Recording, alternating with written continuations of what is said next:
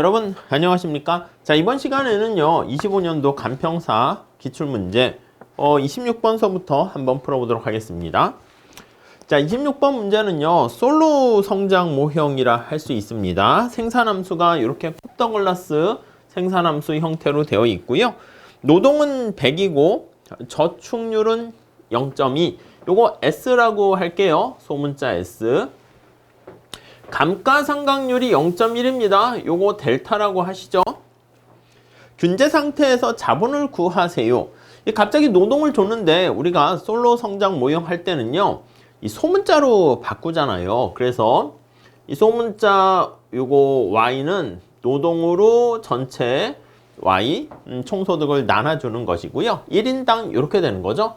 자, 소문자 K는 L분의 K 이렇게 씁니다. 자, 그러니까 여기서는 K를 구하세요 라고 했는데 요거는 값을 줬어요. 요거는 얼마로 줬습니까? 노동이 100으로 줬네. 요게 100이 되는 거니까 우리는 솔로 균제 상태에서의 요 1인당 자본량을 구할 수 있잖아. 그래서 요 값을 구하면 거기에 100배 해가지고 K 값을 구할 수 있겠죠. 자, 솔로 모형의 기본적인 그림 형태는 어떻게 됩니까? 이렇게 돼 있습니다. 이렇게 나와 있고요. 요게 이제 1인당 소득으로 표현하고 그 다음 거기에 저축률에 해당하는 요거 Y는 FK 이렇게 되고요. 요게 이제 SFK 이렇게 쓸 수 있겠죠. 자, 이게 1인당 자본이고 1인당 소득이고요. 그 다음에 여기 나와 있는 게 바로 인구 증가율, 감가상각률, 기술 진보율 요거까지 다 집어넣어서 이렇게 돼 있습니다. 균제 상태는 여기서 결정돼요. 요거 A라고 하면은 요 A점에 해당하는 만큼이 1인당 자본량 이렇게 결정되죠. 물론 1인당 소득은 여기에 해당하는 만큼 결정되는 거예요. 자, 그래서 여기 나와 있는 1인당 균제 상태는 어떻게 되냐면 델타 K가 제로가 되는 거 알 수가 있습니다. 자, 우선 첫 번째 생산함수가 이렇게 되어 있으면 우리가 1인당으로 바꿔 주셔야죠. 자, 요 Y를 1인당으로 바꾸니까 전부 다 L로 나눠줍니다. 오케이. 자, 그 다음에 여기 2가 있고요.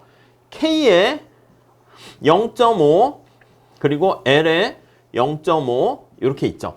그 이것도 L로 나눠줘야 되는데 이걸 쪼개서 쓸게요. L에 0.5, L에 0.5 이렇게 되잖아요. 얘와 얘가 지워진다고. 자, 그러면 이게 L분의 K에 0.5 이렇게 되는 것이고 이걸 우리가 소문자로 쓸게요. 위에 있는 것처럼 1인당 소득은 2가 되고요. L분의 요거 K 요거를 스몰 k라고 하고 0.5 이렇게 됩니다. 됐죠? 자, 그러면 우리가 요 A라는 균제 상태 요걸 찾기 위해서 요걸 집어넣게 되면 요거랑 똑같은 경우잖아. S, F, K, 마이너스 이거 기계적으로 하는 거니까 좀 반복해 주시죠. 그 다음에 N 플러스 인구 증가율, 감가상각률, 기술 진보율, K 이렇게 됩니다.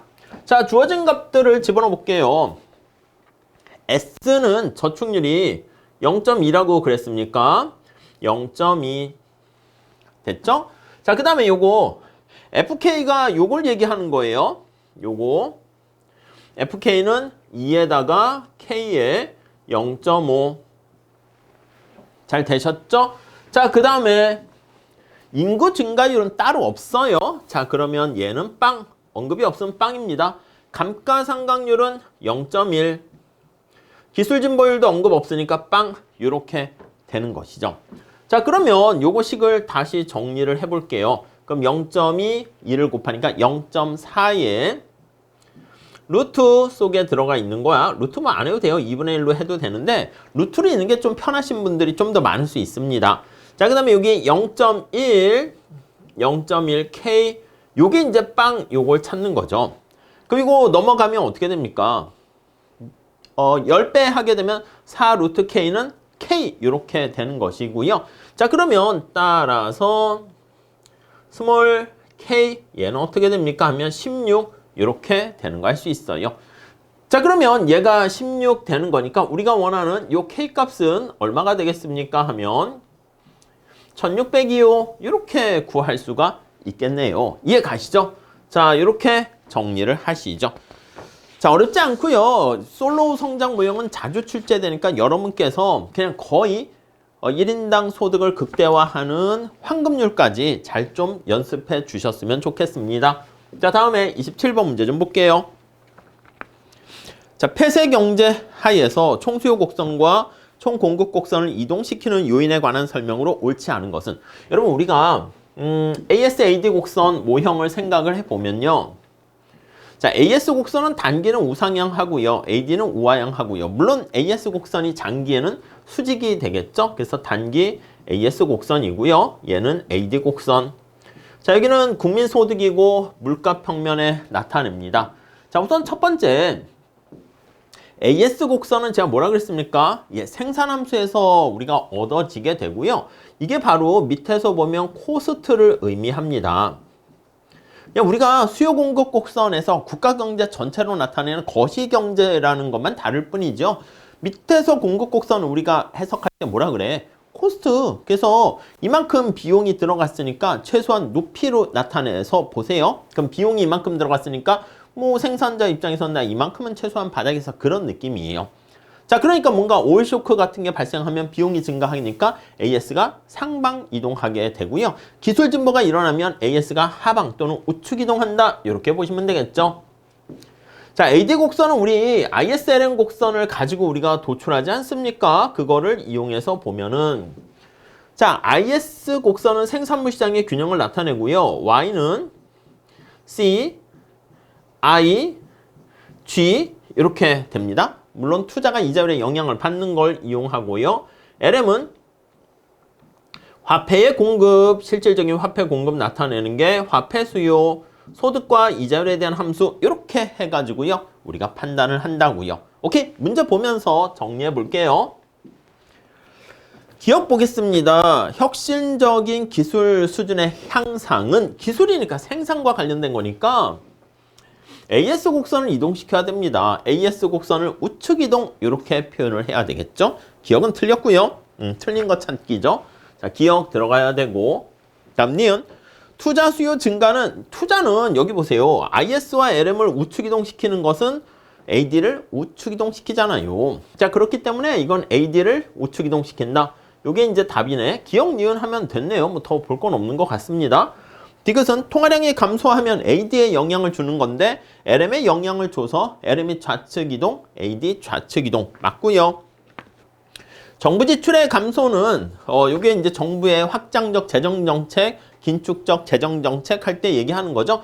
AD 곡선 IS를 좌측 이동시키면서 AD를 좌측 이동시킨다. 맞습니다. 어렵지 않게 문제를 풀 수 있는 것 같아요. 다음 문제 볼게요. 28번 볼까요? 스태그플레이션의 원인과 총수요 총공급의 변화를 설명한 것으로 옳지 않은 것은, 여러분 스태그플레이션이라는 것은 스태그네이션과 인플레이션이 동시에 발생하는 거죠. 이게 되려면 주로 이제 오일 쇼크 같은 그런 경우에 비용 증가 인플레이션 거기에 해당해야죠. 그래서 AS 곡선이 상방 이동하게 되면, 자, 그러면요 국민소득은 줄어드는 스태그네이션과 물가가 상승하는 인플레이션이 동시에 발생하게 되는 거 알 수가 있습니다. 자, 다음 중 옳지 않은 것은 폐쇄 경제이고 AD는 우하향하고요. AS 곡선은 우상향한다. 이렇게 나와 있습니다. 자, 우선 원인은 보면 생산 비용이 상승해야 되고요.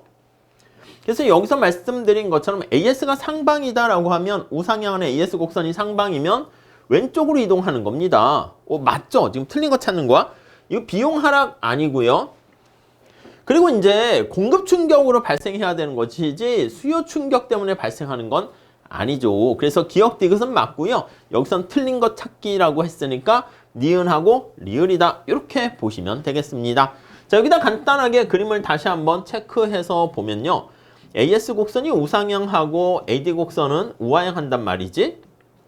근데 만약에 물가가 올라가면서 국민소득이 줄어들려면요. 이거밖에 없어요. AS 곡선이 이렇게 상방 이동하는 거 외에 방법은 없습니다.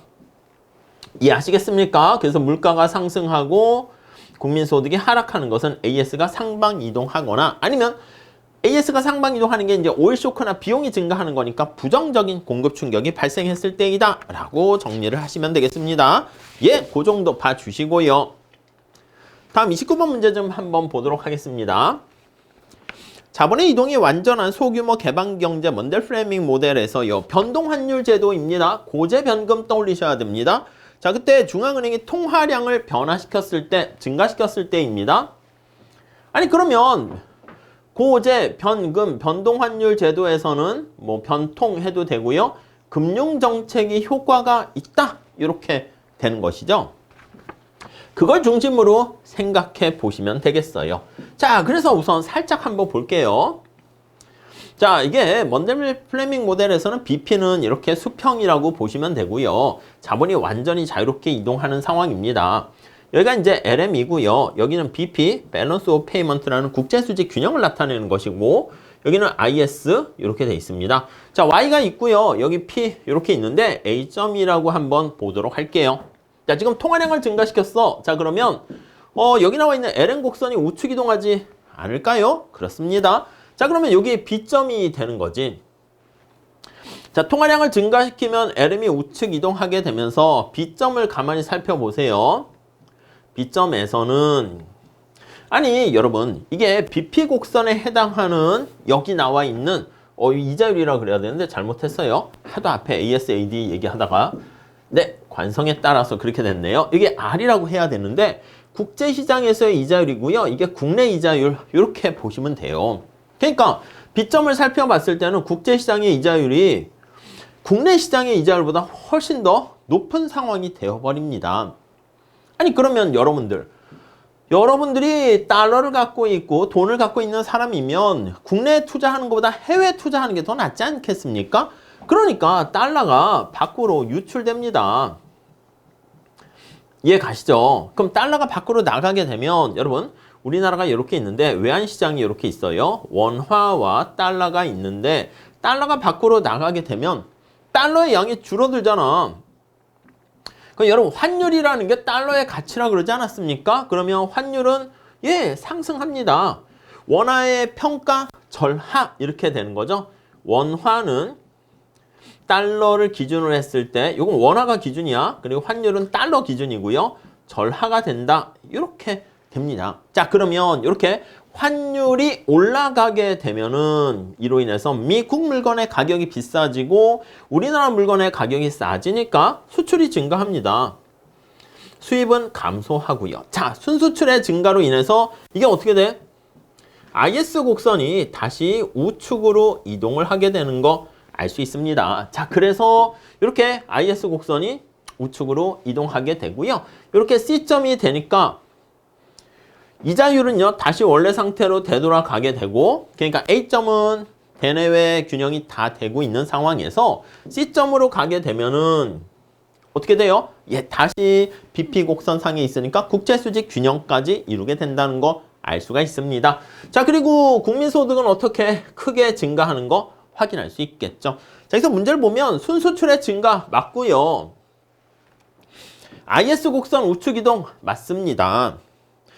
LM의 우측 이동 이건 처음에 통화량을 증가시키니까 LM을 우측 이동시키죠. 이것도 맞네. 뭐 답이 3개가 돼야 되는데 자국의 평가 절하 이렇게 하죠. 요거는 틀렸고요. 자, 그래서 기역, 니은, 디귿 요거가 들어간 게 다 맞아요. 리을만 빠져야 되는데 그러면 이제 1, 2, 3번 이렇게 답이 되겠죠. 근데 이제 뭐 앞에 문제도 그렇긴 한데 보면 약간 출제하신 분들께서 좀 쉽게 좀 편하게 주려고 하다가 오히려 오해가 생긴 것 같은데 아무튼 그래서 모두 정답으로 처리가 되긴 합니다. 근데 이제 취지는 무슨 말씀인지 아시겠죠? 이렇게 해서 이 경우에는 기역, 니은, 디귿 요게 다 맞다. 이렇게 정리를 하시면 되겠습니다. 자, 이렇게 정리하시고요. 다음 문제 한번 풀어보도록 할게요. 자, 아래의 개방경제균형국민소득 결정 모형에서 초기 균형 상태에서 정부 지출이 10만큼 증가한대요. 그러니까 정부 지출이 여기 보시면 20이잖아요. 그리고 문제도 그냥 카피해서 가져왔는데 점이 여기 있네. 아무튼 동그라미가 여기 있는데 20인데 얘가 어떻게 된다? 30으로 증가하게 됩니다. 그러니까 10만큼 증가하게 되니까 정부 지출이 이렇게 증가하게 되었을 때 그때 이자율은 얼마나 변하니? 예, 그걸 나타냅니다. 자, 그래서 우리는 이렇게 보시면 되겠습니다. 첫 번째는 정부 지출이 21대 요거 계산을 하시고요. 21대. 그 다음에 정부 지출이 31대 요거를 계산하는 거예요. 자, 균형 국민소득 관련한 우리 식 있잖아. Y는 C, 이제 거기에다가 대입해서 계산을 하시면 되겠습니다. 자, 그리고 요게 X가 수출이고 얘가 수입이에요. 자, 그러면 살짝 보시면 Y는 C, I, G 그냥 이거 그대로 하시면 돼요. 그 다음에 수출 빼기 수입 이렇게 얘기하죠. 요거는 이제 보통 가로로 많이 묶어요. 순수출 이렇게. 자, 그러면 저기 C가 어떻게 됩니까? Y까지 값을 줬어요. 10 플러스 0.6에다가 Y 마이너스 T 이렇게 돼 있고요. 됐죠? I는 얼마야? 20 마이너스 2R 이렇게 돼 있고요. 정부 지출이 지금 20이다 이렇게 되어 있죠. 그 다음 수출은 20이고 여기가 20이고 수입은 빼기로 돼야 됩니다. 0.2에다가 Y-T 가처분 소득만큼 우리가 당연히 수입을 할 수 있게 되는 거죠. 한계 수입 성량은 0.2네. 자, 그 다음에 여기다 T값 10이라고 그랬습니다. 여기다 10을 집어넣으시고 오케이? 자, 여기다 10을 집어넣으시고 자, Y값도 지금 제공되고 있어요. Y가 얼마라고 그랬습니까? 100이라고 이렇게 해놨습니다. Y값. 자, 그러면 여기다도 100을 넣어야지. 뭐 이거 쭉 정리해가지고 풀어보세요. 여기다도 100을 넣어야지. 그럼 90 곱하기 0.6 뭐 이렇게 하시면 되겠고 그 다음에 여기다도 100을 넣어야죠. 이해 가시죠? 자, 그러면 이게 쭉 식을 정리하시게 되면은 요 R값을 찾아낼 수가 있습니다. 요 R값이 얼마가 됩니까 하면 R은 뭐 3% 뭐 이렇게 3 이렇게 나오게 돼요.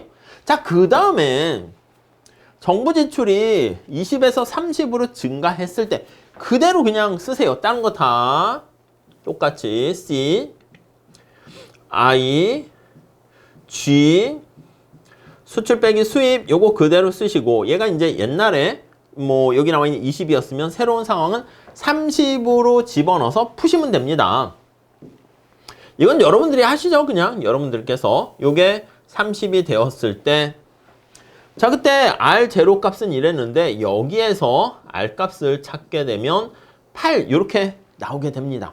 자, 근데 여기서는 이자율이 얼마나 올랐습니까? 라고 물어보고 있으니까 3에서 8로 5만큼 올랐습니다. 이렇게 보시면 되겠습니다. 자, 그래서 답은 이렇게 3번 정리를 하시면 되겠네요. 이해 가시겠죠?